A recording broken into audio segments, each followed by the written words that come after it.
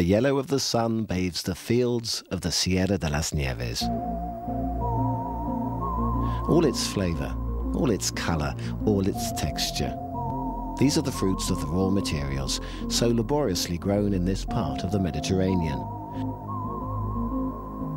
All is yellow as we look upon the richness of the gastronomy which this corner of Malaga province invites us to taste.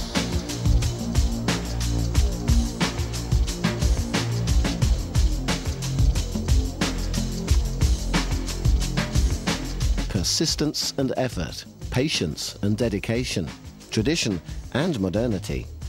The men and women of the Sierra de las Nieves have dedicated all their energies into ensuring that their crops retain the authenticity and essence of the earth which gave them life. An earth which is pure and clean. The sustenance for the exquisite foods which are part of man's history in this region.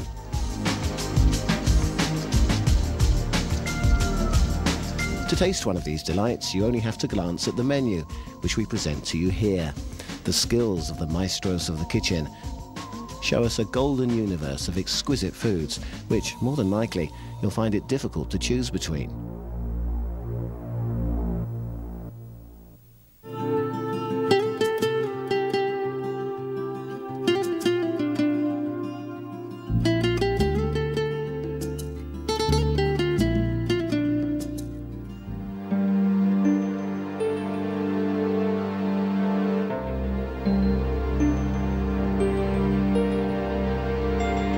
The olive trees which surround the village of Alosaina produce the best table olives in the district. We can see, between the branches of these trees, the bell tower of the Santa Ana Church, which faithfully watches over the harvest every year. In October, the farmers carry out what's known as the verdeo, when olives are hand-picked from the trees. Boxes packed with this exquisite aperitif are transported to the farmers' cooperative to await their own special marinating process. The olive pickers dump the day's harvest at the first available collection point. After the olives have been exhaustively picked over and cleaned, the conveyor belts carry them to the machine which makes the incisive cut needed for the marinating process. The olives are then collected in barrels to which herbs and water are later added to bring out the flavour and the characteristic aroma of the olives and to put the best produce on your table.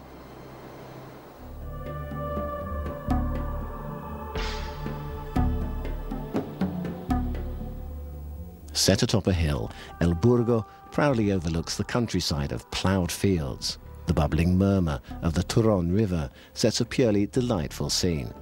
We breathe in the comfort of its past as we walk through the streets, in a reminder of the dispute of ownership of these lands by the various civilizations which have settled here in times gone by. Today, those land disputes have been set aside. Today, peace reigns over this village of the Sierra de las Nieves, with the tranquility brought by the silent flowering of the cycle of life. Man is fed by tradition, just as life moves forward to take its greatest nourishment from what is most insignificant. And toil has created an entire culture all around it.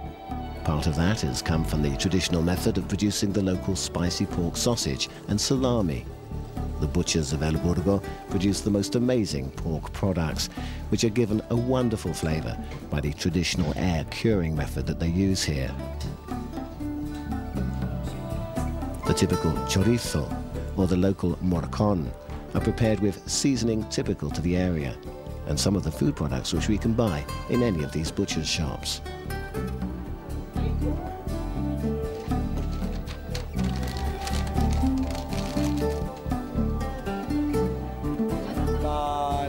It's all homemade. We add garlic, salt and pepper, a special type of dried red pepper, and toasted pepper seeds to top quality meat and belly pork.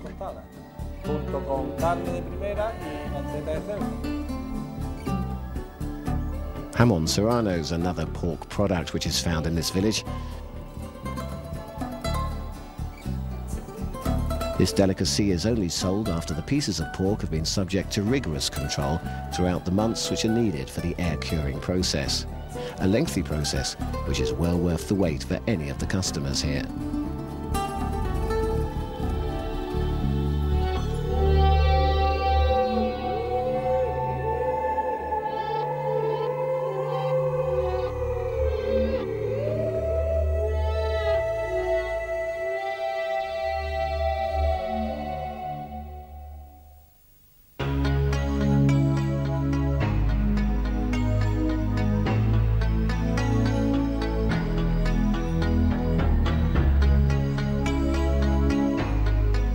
Olive oil is the indispensable ingredient in the Mediterranean diet, as part of a good breakfast, as the dressing for a salad, or the basis for the sauté for one of the soups which are typical to the whole area. All of these deserve the excellent flavour of the best quality oil. Its daily use is fundamental in the kitchens of any of the restaurants in this part of Malaga. The olive fields of the Sierra de las Nieves provide the essential materials for the oil, which is so characteristic of this district. Junquera is one of the places where, year after year, the farmers use sticks to knock down the fruit, which is transported to the village on muleback. Junquera, overlooked by the bell tower of the Iglesia de la Encarnación, is waiting, there in the distance. All is ready at the mill for this faithful animal to arrive with another load of olives for the next production of oil.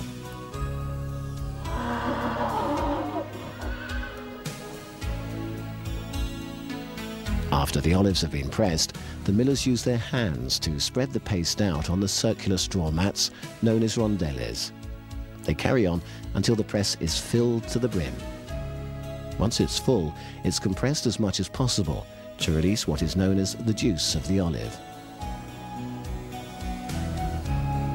And in this same village, the sun ripens the vines so that the grapes produce the most exquisite mosto wine, or grape juice of the area. The fruit, which has been ripening all year long, is collected in October and November.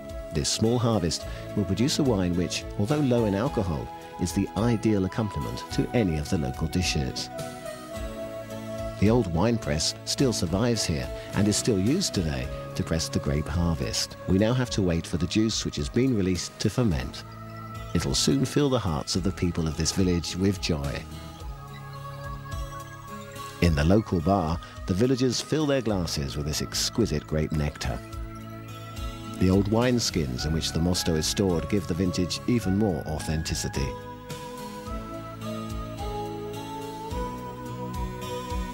And to discover the secrets of Malaga wine, don't forget to visit the museum in Ojén, which is dedicated to this drink. This 18th century building once housed the village distillery. Visitors can see the factory's antique still, old labels, bottles of local liquor which brought such fame to the village, and sample all the locally produced wines of Malaga province.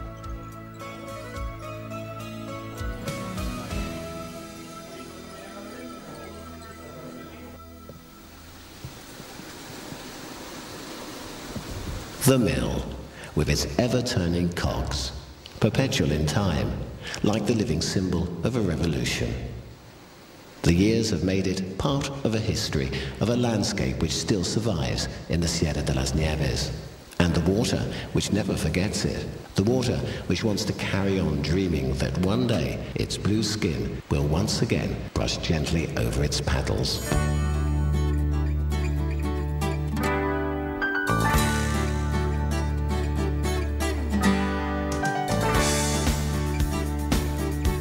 The sound of water brought down to the village from high up in the mountains is ever present in Istan.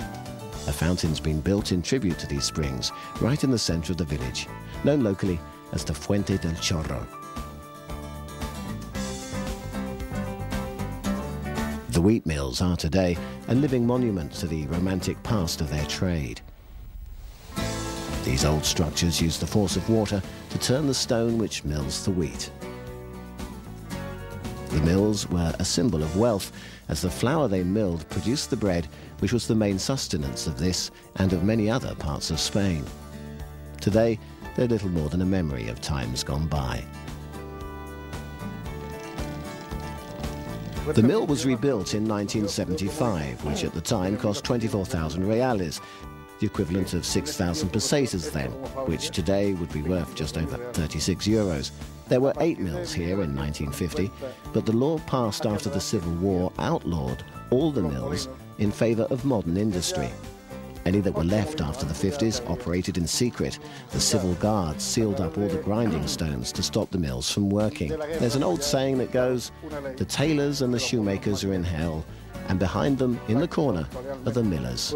Aboliendo todos los molinos, porque ya dio paso a las industrias. Entonces, a partir de los 50, esto molé era clandestino. Llegaba unos delegados que se le llamaba, o la Guardia Civil, había que levantarle la piedra, le ponían un sello y no se podía moler, había que moler a escondidas, clandestino. Dice, en el infierno se encuentran los sastres y los zapateros, y en el último rincón se encuentran los molineros. It used to be a popular saying because it was the tailors, the shoemakers and the millers who made our clothes, our shoes and our food. And the wheat ground in these mills is reaped during the baking hot harvest of high summer. The fields become bathed in the yellow colour which the sun brings out in the ears of wheat. The harvest is a hard task, but the traditions behind it make us feel part of a cultural heritage which can overcome any physical effort.